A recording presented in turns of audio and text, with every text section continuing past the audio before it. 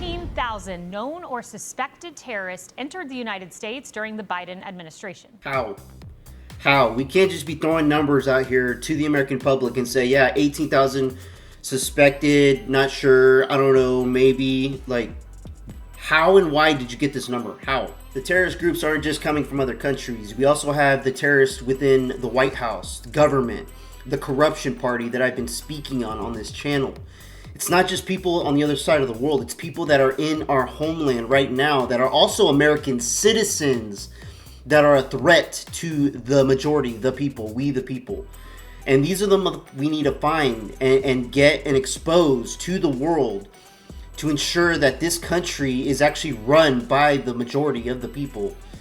Just as our founding fathers, started this country, they wanted this to be for the people, not for the government, not for the greedy, not for the elites, not for corruption.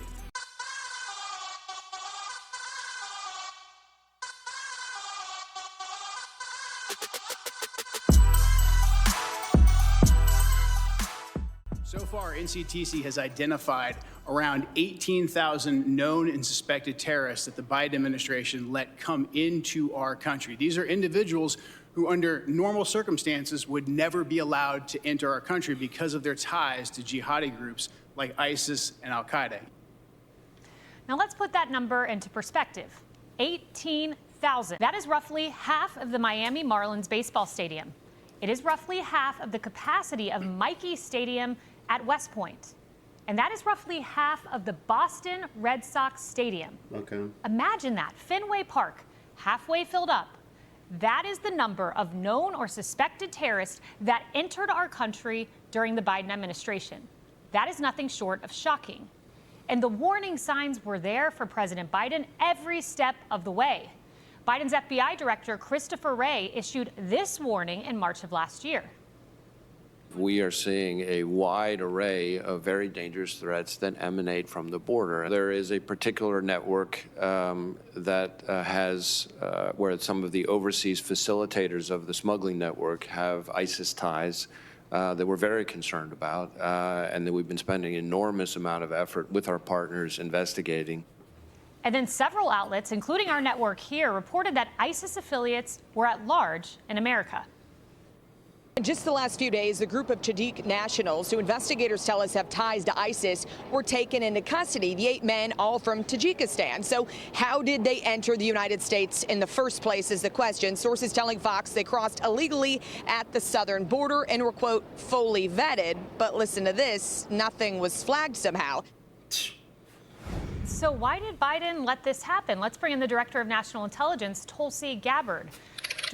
We already know why he did it. I don't know why they're reporting it like this. And I'm pretty sure there's more than 18,000. Not to freak out everybody, but when you had the administration open the borders wide open for anybody to come through without being vetted, majority of people are going to be criminals. Why? Because they're trying to leave their country so they won't get sentenced to death or put in jail or prison, because their prisons are not nice and friendly like they do here in America.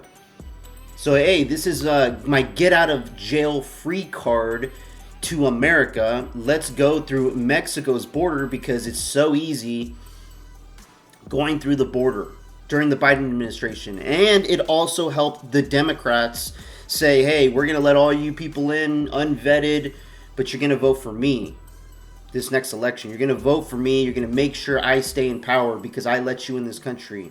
Not the Republicans. But that didn't work out because the majority of Americans in this country was still upholding the American values of securing this nation. And that's why the majority won and elected Donald Trump to clean up the country and do these mass deportations. And it's, if it's including people that have been here for 20, 30, 50 years, they've said it multiple times before even becoming into office, so nobody should be freaked out about this. This isn't new news. Gabbard, I want to start, and there's a reason I'm going to ask you this question.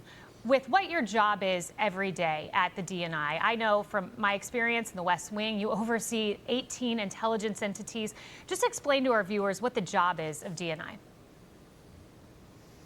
Thank you very much, Kaylee. Well, fundamentally, our job is to make sure that we have intelligence that is objective, that is relevant and timely in its delivery to its various customers, those who are making very important decisions related to the policies, the safety, security, and freedom of our country, foremost amongst them, the President of the United States.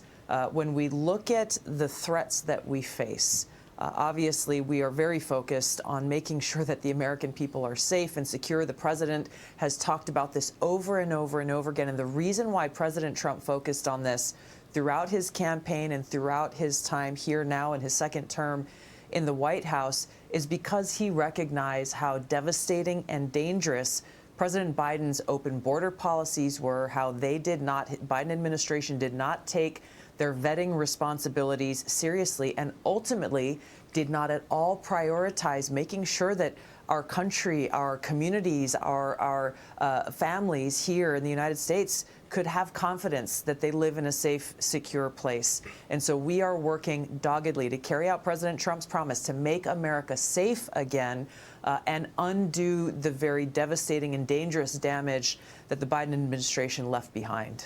Glad you mentioned the Biden administration. Let's look at Avril. We don't know who. It says we don't know who came into the U.S. in the 4 years of Biden's, open border policy. We don't know who came in, but how did they get this 18,000 number? The Biden administration left behind. Glad you mentioned the Biden administration. Let's look at Avril Haines. This is your predecessor. And I just was shocked. I went back and I looked, how long was Avril Haines holding the post that you're holding? She served for 4 years. You can see here on the screen, 4 years she served. I'm sure when you came in, you were looking at some intelligence she left behind. Over 4 years, she somehow missed that 18,000 known or suspected terrorists were coming into the country. Did they not care? Did they just miss it? Well, these are some of the things that we are uncovering as we look to answer that very same question ourselves, to get a very honest assessment of where we are as a country and what this domestic threat environment really looks like. And we're finding some very disturbing things on this specific issue about vetting. For example, among that 18,000 number of known or suspected terrorists that we know about who are in our country, my deepest concern is that there are so many more that we are not aware of yet. But of that 18,000 number, 2,000 we know were part of a group of over 100,000 Afghan migrants who came here after President Biden's disastrous withdrawal from Afghanistan. 2,000 Afghan migrants who we know are known or suspected terrorists. We started digging deeper in our National Counterterrorism Center.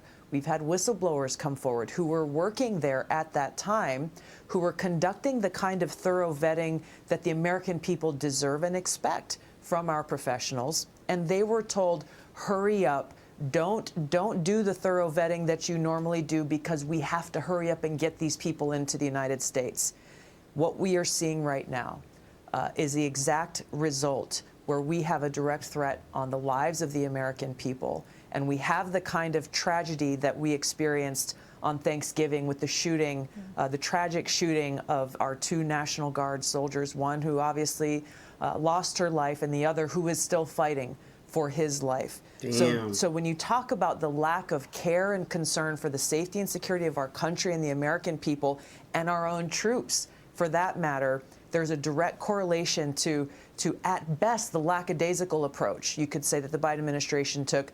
In my view, it is far worse than that they did not care to fulfill the fundamental responsibility that any president of the United States has to ensure the safety, security, and freedom of the American people. 2,000. Okay, and since Biden broke that, why the hell is he not in jail? He should be in jail, in prison. If I was one of these American parents that lost a child to an illegal immigrant, I would be calling for the execution block for Joe Biden. Because Joe Biden is the one that allowed these illegal immigrants to come into this country. He chose to have the open border policy. Why the hell is he not under fire right now? Oh, he pardoned himself. He can't be touched. Bullshit. Trump just recently took back all the pardons and implementations that supposedly Joe Biden did with the e-pen, because you need to do it with your actual pen. You can't be using electronic signatures to pass, executive orders or any type of pardon. It shouldn't be done. Those 18,000 came in through that program that brought in Afghan nationals. That's incomprehensible. And you mentioned the human consequence of that. Andrew Wolf, we have his picture here today, that 24-year-old National Guardsman. We have an update here at Fox News that he is breathing on his own. We hear from his doctor. Wow. He is standing with the assistance of others, and his parents say that this is a miracle, Tulsi. So yes, there is a human cost. We lost Sarah Beckstrom.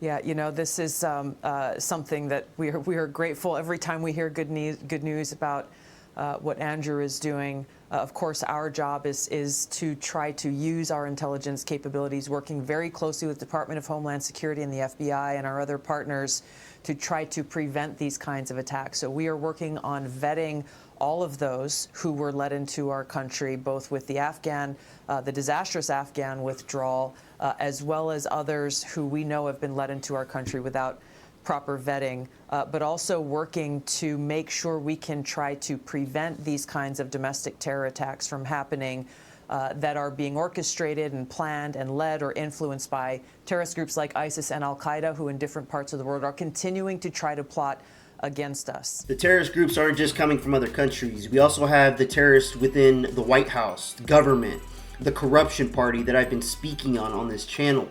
It's not just people on the other side of the world. It's people that are in our homeland right now that are also American citizens that are a threat to the majority, the people, we the people.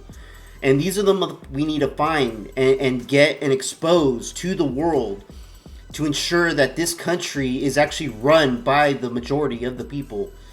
Just as our founding fathers, started this country, they wanted this to be for the people, not for the government, not for the greedy, not for the elites, not for corruption. It is our responsibility as a country, as a whole, as the majority, to root out the government. We have to be asking questions. Not just say, oh, our government and police agencies told us this, so they're right, we're wrong. We need to shut up, stop asking questions. No, we're not allowing them to be in control of our lives. We vote for people to be in power so they can do right for us. And another thing I wanted to talk to everybody about is we need to pay attention, extra attention, anytime there are situations in this country that are really big, tragic, breaking news type stories. I'm talking Charlie Kirk, 9/11. I mean, big events that really, put a scar on this country. When things like that happen, at the instant moment that it's happening, we need to be extra aware. We can't drop everything and focus on that one thing. Because when something bad and a terrorist organization does something to capture our attention, to make us freeze and pay attention, because all of a sudden it's creating that fear in you, you want to quickly start looking at everything that's happening in the country. What else is happening in the country? That way we can find out if there's something linked to it, if that makes sense. Tucker Carlson explains it well in this video. What is one of the things about the Charlie Kirk assassination that rubs you the wrongest, do you feel like? About the investigation into it? Yeah. I mean, it's the whole thing with the kid and the images, and then they see him at like a Dairy Queen. It's just like, it's all so confusing. You can't decide what to believe. But also the fact that it doesn't feel like there's any presentation from the FBI or something about reality. So it feels like it's internet sleuths filling in all the pieces. What do you think? I've called directly to say that, just as an American, as a friend of Charlie's who is interested in seeing justice and is interested in preserving our system beyond this year. Like, if you want the system to continue, you have to satisfy people that the system is real. And if they're convinced that it's not real, at some point they'll overthrow it. That's just going to happen, okay? Here's what I am concerned about. One, he acted alone. Tell me how that worked. That's not my default assumption, and it shouldn't be yours. And their default assumption was we acted alone. Really? Why do you think that? What about life suggests that people typically act alone? So A. B, we know that people had foreknowledge of this because they posted about it on X. and said Charlie Kirk is going to be killed on this date, and he was. Is that true? Yes, it's true. Like, were they just guessing? Was it a guessing thing where every day they posted that? Maybe. Have those people been interviewed? Have they been hauled into FBI HQ and had a long conversation with how they knew that? Like, let's get really specific. Why did you post that?